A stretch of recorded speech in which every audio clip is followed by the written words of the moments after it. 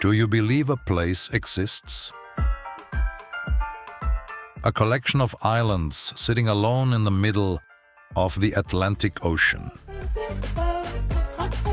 600 kilometers from the nearest coastline, where the people have spent centuries being told they don't matter enough to be seen. No resources, no strategic power. No seat at the table of nations that the world actually pays attention to.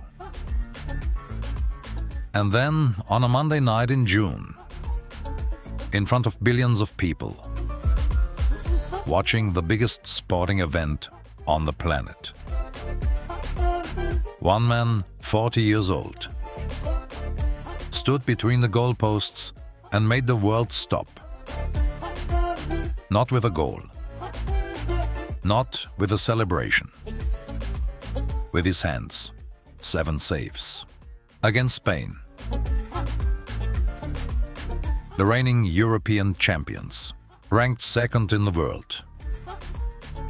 And in 90 minutes, the world finally asked, where is Cape Verde?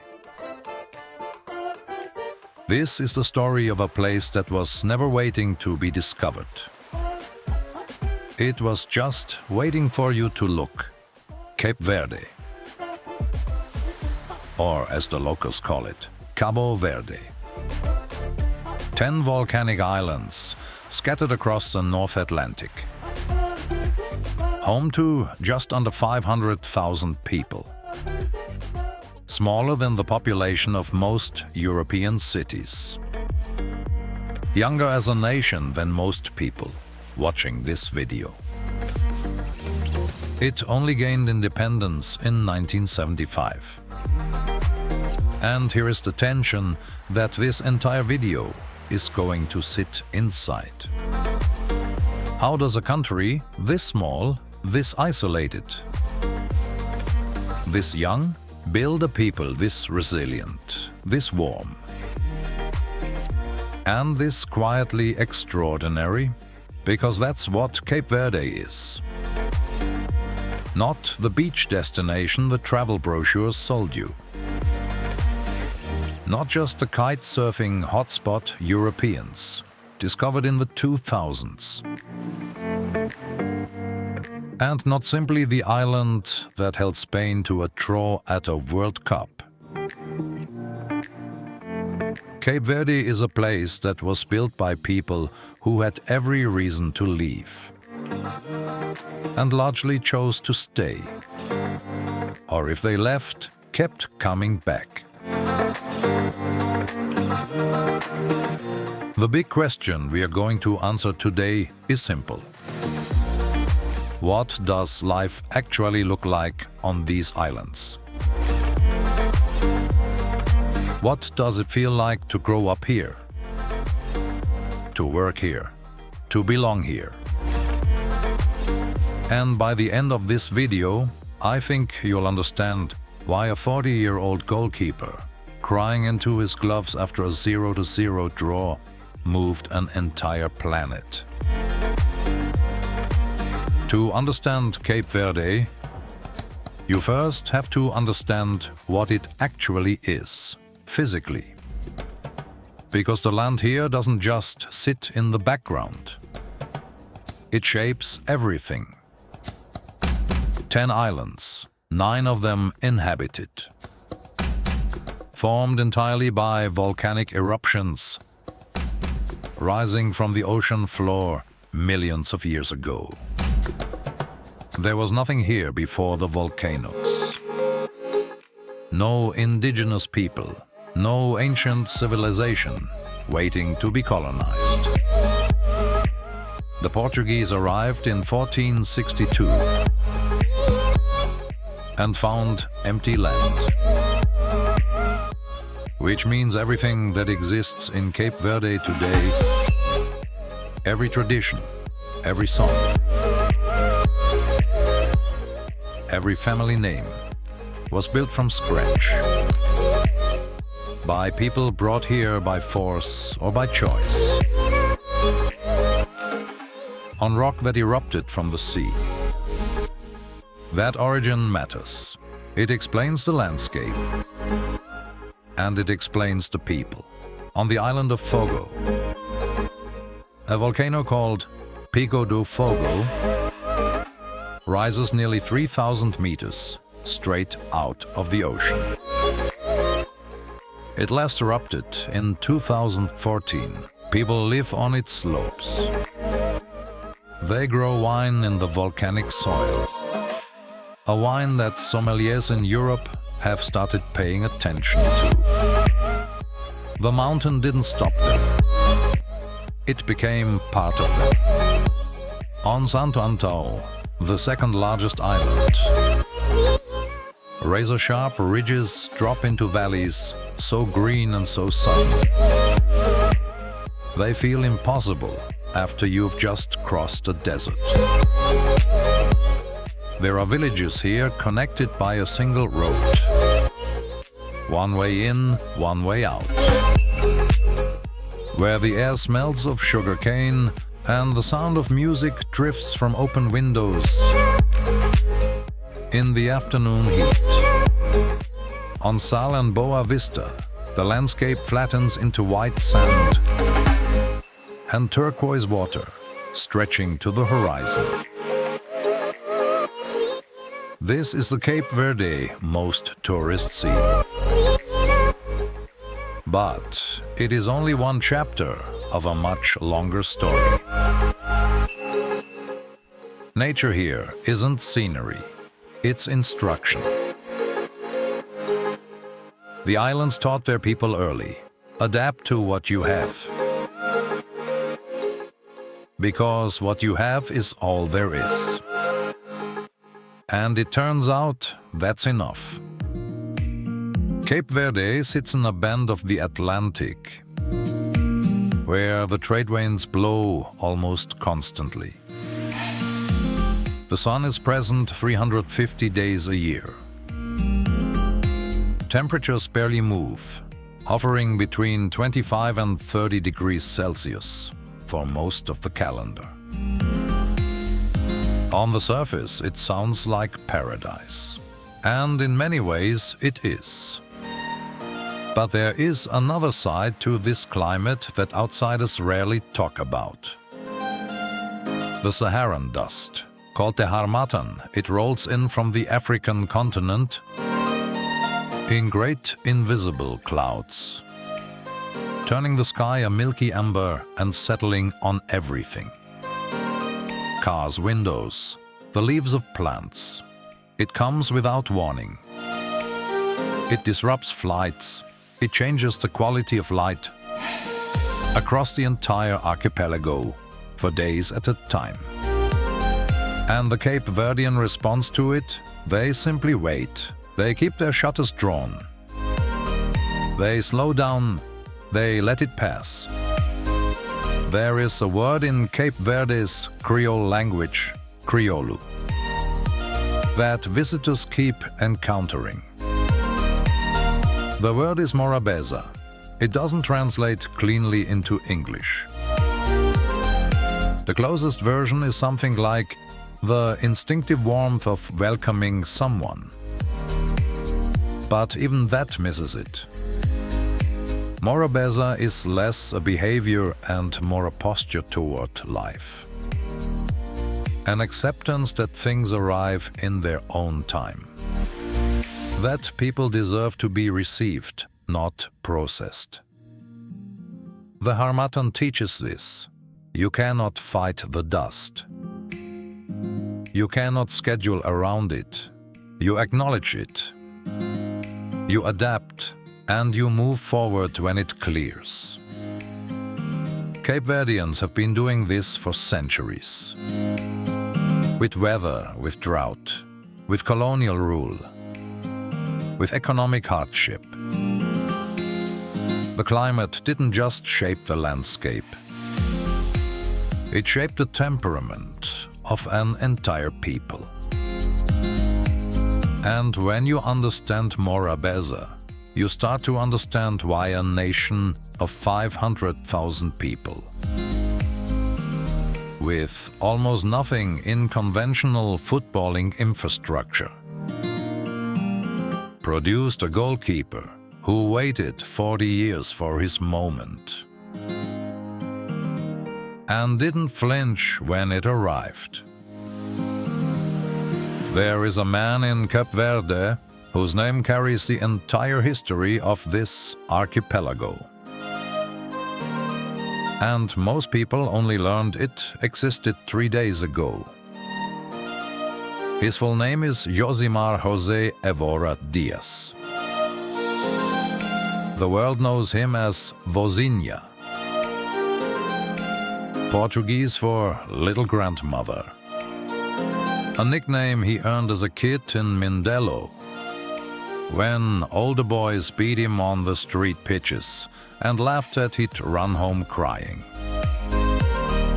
He kept the name and turned it into something else entirely. That is Cape Verde in miniature. His father wanted to name him Valdano after the Argentina legend. Authorities refused, so he turned to the other icon of that same 1986 World Cup. Josimar, the Brazilian defender. 40 years later, on the same World Cup stage, Vozinha made Jorge Valdano himself say, "I couldn't be more proud, but the story is more than a feel-good footnote. Vozinha didn't turn professional until 25, nearly retirement age by football standards, who bounced through Angola, Moldova, Slovakia, Cyprus, Portugal, clubs no scout was watching. He earned 90 caps for a national team most of the world couldn't place on a map. Showing up every time for a country the football world had written off. Then came Atlanta, June 2026. Cape Verde's first ever World Cup match against Spain, ranked second in the world. Vozinha was 40 years and 12 days old. 7 saves, a clean sheet. The oldest player to ever debut a nation at a World Cup. Only the third 40-plus goalkeeper in history to keep a World Cup clean sheet, alongside Peter Shilton and Dino Zoff. His Instagram following went from 50,000 to 2.2 million in a single afternoon. When the whistle blew, he held back tears and said, "I worked all my life for this moment. A lot of generations before me were dreaming of this. They did not get to see it. Now the dream came true. Cape Verde didn't beat Spain. They drew 0-0. And the whole nation celebrated like a championship. Because Morabeza isn't just warmth. It's understanding what something means. Regardless of the scoreboard, Vozinha didn't come from nowhere. He came from exactly here. His story isn't separate from Cape Verde's story. It is Cape Verde's story. Cape Verde was not discovered, it was constructed. When the Portuguese arrived in 1462, they found 10 uninhabited islands and quickly turned the archipelago into one of the most important transit points in the Atlantic slave trade. For nearly 400 years, human beings were bought, sold, and shipped through these islands. Full independence didn't come until 1975. There are grandparents alive today who were born under colonial rule. And yet, what survived that history is extraordinary. The official language is Portuguese. But what Cape Verdeans actually speak, at home, in music, in laughter, is Crioulo. A Creole born from the collision of Portuguese and West African languages during the slave era, never officially taught, never formally preserved. It simply refused to disappear. Then there's the music. Morna, poetry set to melody. Carrying centuries of departure and longing, became so central to Cape Verdean identity that UNESCO recognized it as intangible cultural heritage in 2019. And Batuque, born on Santiago, was forbidden by colonial authorities, precisely because its drumming and dance were understood for what they were. Resistance, not performance, and the food. Cachupa, a stew slow cooked for hours and never made for just one family. When it's done, it goes to the neighbors. It always has. What Cape Verde kept through 400 years of colonial rule wasn't nostalgia. It was a daily, active choice to speak their own language, sing their own songs, cook their own food, and hand all of it to the next generation as something to be used, not preserved behind glass. There is something visitors to Cape Verde notice within days that they struggle to explain when they get home. It isn't the beaches, it isn't even the music. It's a quality in the way people move through their days. Attention most of us have stopped noticing in our own lives. Simply absent here. The doors are open literally and figuratively. The locals' warmth is captured in one word: Morabeza. The government has adopted it as a tourism slogan, but it predates the branding by centuries. It was forged in communities where survival was collective, where you shared the cachupa because hoarding made no sense, where your neighbor's problem was yours too. Cape Verde has one of the lowest crime rates in Africa. Praia is regularly cited by long-term visitors as one of the safest cities they've lived in. Not in a sterile, surveillance-heavy way, but in the older, human sense. People look out for each other because that's simply what you do. One outsider who relocated here put it simply: no crime, no pollution, no aggression. People actually see you. That quality isn't accidental. It was forged by the same isolation that shaped everything else. 10 islands, each dependent on its own internal bonds to function. Farmers offer you sugarcane straight off the field. Coffee growers invite you into their plantations. If they give you a gift, you take it. That's just how it is in the mountains.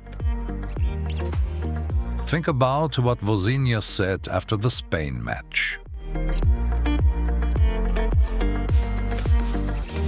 Not I did it, but this award is for all my colleagues, because without them, nothing is possible. a man with every reason to make that moment about himself, instead reached for the collective. He didn't learn that in a football academy. He learned it in Cape Verde. Here is a part of the Cape Verde story that doesn't make it into the travel brochures. 10 islands scattered across 4,000 square kilometers of open Atlantic Ocean. No land connections between any of them. No bridges, no tunnels, no roads that cross water. If you need to move between islands, for work, for school, for a hospital appointment, for a family funeral, you fly or you take a boat. And the ocean here is not always cooperative. For most small island nations in this situation, inter-island connectivity becomes the permanent, unsolvable headache at the center of everything. The thing that limits economic growth, restricts access to education and healthcare,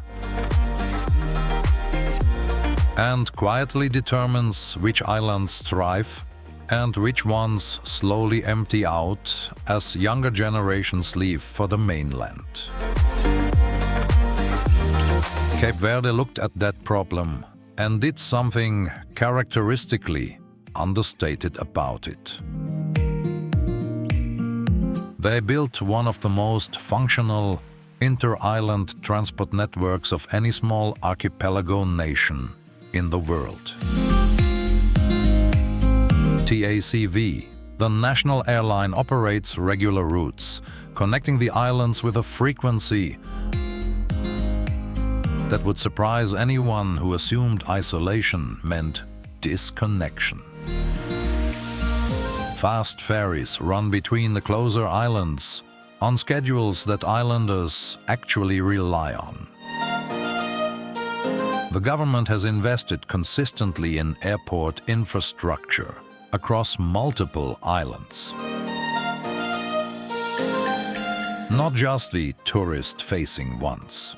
And then there is the broader connectivity picture. Cape Verde has laid undersea fiber optic cables connecting the islands to each other and to the global internet. In a nation where the geography could easily have justified digital isolation, they made a different choice. Internet penetration and mobile connectivity across the archipelago are among the highest in West Africa. Tourism represents 25% of GDP, being the sector that creates the most jobs, especially for young people, the majority of whom are women. That number only works if the infrastructure holds. And so the government treats connectivity not as a luxury, but as the literal foundation of economic survival. In 2022, a tourism operational program worth approximately 235 million euros was approved. Funded jointly by the Cape Verdean state and the World Bank, specifically to modernize and diversify the tourism offering, while investing in the transport and digital links that make a scattered archipelago function as a single coherent nation. Look at Cape Verde on paper, and the numbers shouldn't work. No oil, no mineral wealth, barely any rainfall for agriculture. The country imports most of its food. The raw material most developing nations built early economies around simply doesn't exist here. And yet Cape Verde is consistently ranked among the most stable, well-governed economies in Africa. How? They made one decision decades ago and executed it relentlessly. Do one thing exceptionally well: tourism. Not the extractive kind, where foreign hotel chains pocket the profits. And the local economy never feels it. Cape Verde built tourism that works for Cape Verdeans. Local guides, mountain guest houses, female-run coffee plantations, fishing communities offering boat trips, festivals like Creole Jazz and the Mindelo Carnival that pull visitors into the living culture rather than a sanitized version of it. Tourism makes up 25% of GDP, and it's the sector creating the most jobs. Especially for young women. That's not geography. That's policy, sustained over decades. The national tourism brand sums up the philosophy in 2 words: Morabeza, from the heart. Not a marketing line, the actual operating principle. What Cape Verde sells isn't just sun and sand. It's a quality of human encounter that's become genuinely rare. The diaspora matters here too. More Cape Verdeans live abroad than on the islands. In Portugal, the Netherlands, the US, Senegal. Their remittances, skills, and connections flow back home. Vozinha is part of that story. A man who built his career across half of Europe and came back every single time the national team called. 90 times. In cities, the logic is compete to survive. In Cape Verde, it's always been contribute to the whole. Because the whole is what keeps you alive. When the drought comes and the ocean turns rough. That difference in logic isn't a weakness. It's the entire point. Everything told to you so far is true. But Cape Verde also carries real, unresolved tensions that don't disappear.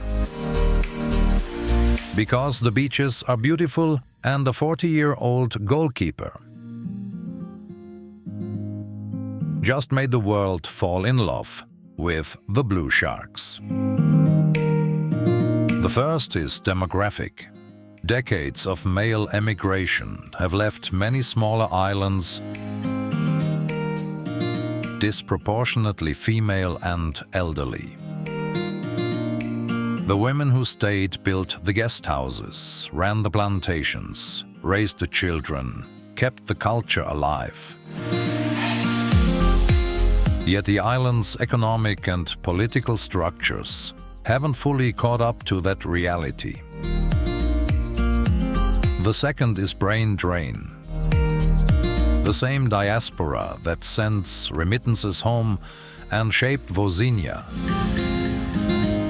also pulls away Cape Verde's most ambitious young people. For everyone who comes back when the national team calls, others don't return at all. The third is the cost of the tourism model itself.